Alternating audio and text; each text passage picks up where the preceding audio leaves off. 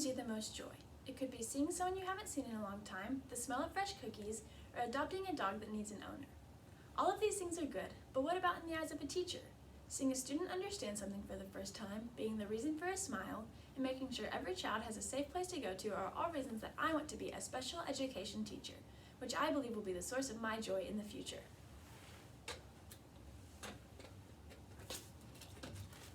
Hi, my name is Catherine Timmerman, and I am a Level 3 competitor from Cookeville High School FCCLA.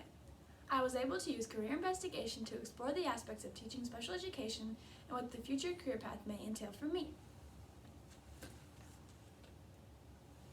I turned to the FCCLA planning process and met with my advisors to discuss how my investigation should take place.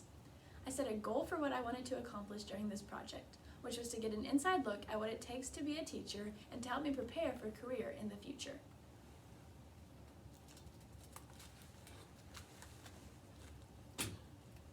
One of the first tasks I completed for this career investigation was to connect the dots between family and consumer sciences and a career as a special education teacher. My enrollment in the FCS Teaching as a Profession focus area provides me with knowledge needed for my future career. Careers in special education are closely linked to aspects covered in the National Career, Community, and Family Connections Standard 1.2.1, which provides opportunities to analyze potential career choices to determine the knowledge, skills, attitudes, and opportunities associated with each career. In addition, two other national standards in early childhood relate to my career investigation. Standard 4.1.1 and 4.1.4 describe how students should explain the roles and functions of individuals engaged in early childhood education and services, and analyze the impacts of early childhood education and service occupations on individual, family, local, state, national, and global economics. These standards allow students like me to explore the relationship between what I learned in class and how it affects my future occupation.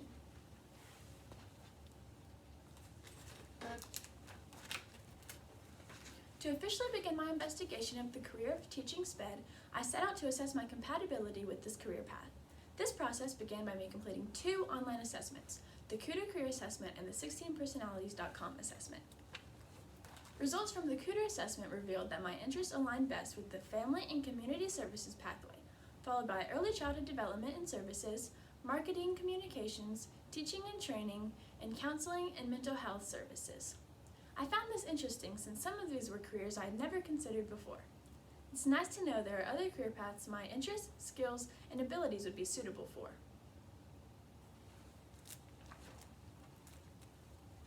I also took the 16personalities.com assessment, a test based on the works of multiple social scientists of the early 20th century. This assessment generates a 4-letter personality type that describes what degree to which certain personality types are present. My personality type revealed by the test was an ENFP. In other words, I'm energetic and good at communication. The website also said my ENFP personality type is good at dealing with unexpected challenges and brightening the lives of those around them. Isn't that exactly what teachers do? This research, along with the results of my self-assessment results, have me feeling very positive about my compatibility with the teaching profession. I enjoyed the chance this project gave me to dig deeper into how well this career matches my abilities and personality. After assessing my compatibility with this career, I began my in-depth career research. I learned that the primary task of a special education teacher is to provide students with education that helps them fulfill intellectual, emotional, physical, and social goals for growth.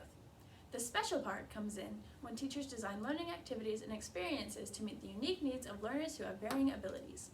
Through my Teaching as a Profession class, I've conducted research on the 13 classifications of disabilities that are covered by special education laws, like the ADA, the IDEA, and Section 504 of the Rehabilitation Act. I've also completed online modules on sensitivity to increase my understanding of the needs of diverse students. My research helped me understand the role I would play in developing strategies for teaching students in ways they understand it. I want to be the kind of teacher who takes the needs of all my students into consideration and makes the best form of education available to them. IEPs, or individual education programs, are another aspect of SPED I've learned a lot about. Meeting with parents of students with special needs and other SPED professionals will be part of my regular day-to-day task as a SPED teacher. I'll have to learn how to follow the plans of a student's IEP since it's a legally binding document I will be held responsible for as a classroom teacher. After learning the basics of what being a SPED teacher involves, I turned my attention to the requirements for pursuing this career. I will have to graduate from high school and then attend the university to earn my bachelor's degree in elementary education with a special education endorsement. As part of my bachelor's degree program, I will be required to complete student teaching in a SPED classroom, which would give me first-hand experience in how to manage a classroom daily and meet the needs of students in a way that best helps them. In order to gain my teacher's license, I would have to take the required praxis series, which includes a special education core knowledge exam. Once employed, I could expect to make anywhere between $41,000 to $57,000 a year, according to Tennessee's labor market data. Salaries vary based on positions, level of experience, and the area in which you live.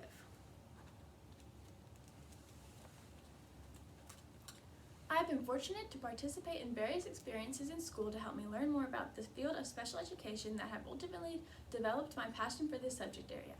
I serve as a peer buddy in a CDC class at my high school where I spend time observing and helping meet students' needs alongside SPED professionals.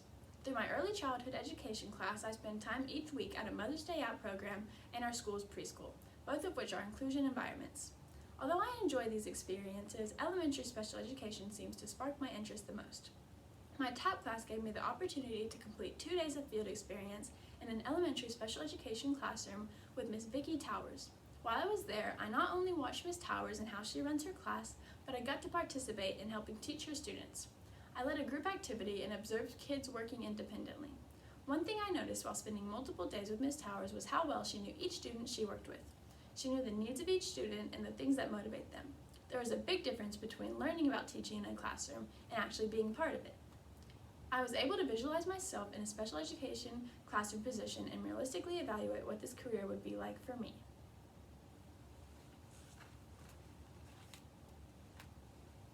As part of this career investigation project, I conducted an interview with Ms. Towers during my field experience. She answered basic questions that anyone interested in this career would want to know, like, what dispositions do you believe are essential for a teacher to possess?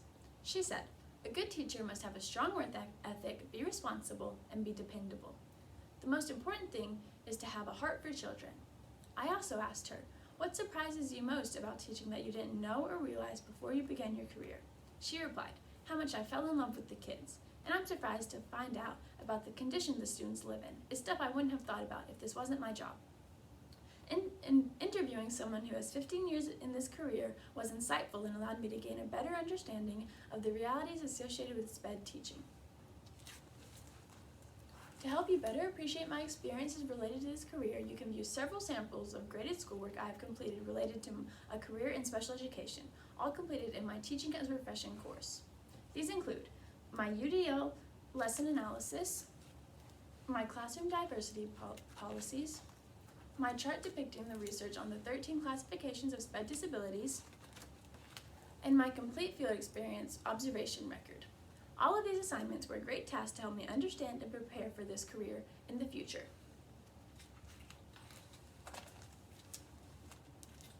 Based on the information gained from this investigation, I feel more prepared and confident to take steps now and in the future to become a special education teacher.